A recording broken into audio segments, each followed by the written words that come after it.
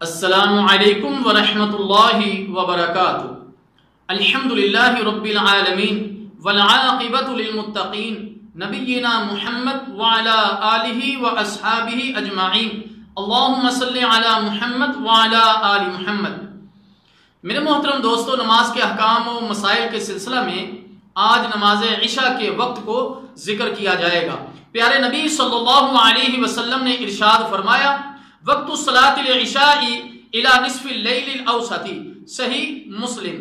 نماز عشاء کا وقت غروب آفتاب والی سرخی غائب ہونے سے ٹھیک آدھی رات تک ہے۔ رسول اللہ صلی اللہ علیہ وسلم نماز عشاء کو تاخیر سے ادا کرنا پسند کرتے تھے، صحیح بخاری۔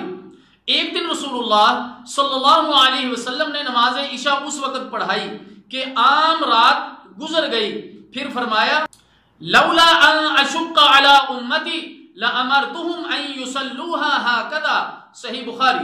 اگر میری امت پر مشکل نہ ہو تو میں انہیں حکم دیتا کہ نماز عشاء اس وقت یعنی دیر سے ادا کیا کریں۔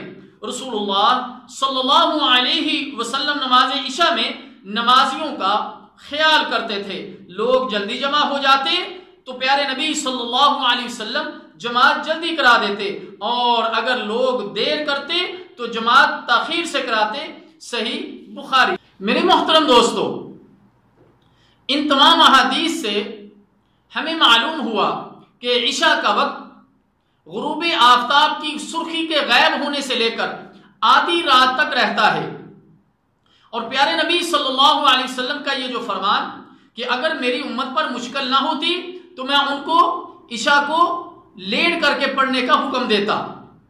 میرے محترم دوستو، آج کل نمازوں کے اوقات مقرر کر دیے گئے ہیں، اس کے اندر لوگوں کی سہولت بھی ہے اور لوگوں کا فائدہ بھی، اس لیے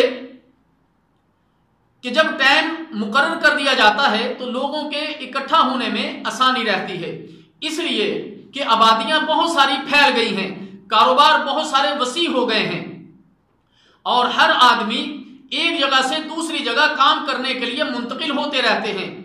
تو ایسی حالت میں علماء کرام، اللہ ان کو جزائے خیر عطا فرمائے، کہ انہوں نے اوقات کو مقرر کر دیا، اور یہ اوقات اسی وقت کے اندر ہیں جو وقت نماز عشاء کا ہے۔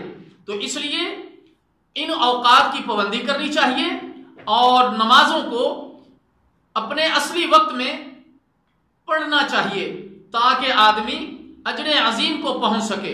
اللہ تعالیٰ جل شانہ سے دعا ہے کہ اللہ تعالیٰ ہمیں سمجھنے کی اور عمل کرنے کی توفیق عطا فرمائے۔ والسلام علیکم ورحمۃ اللہ وبرکاتہ۔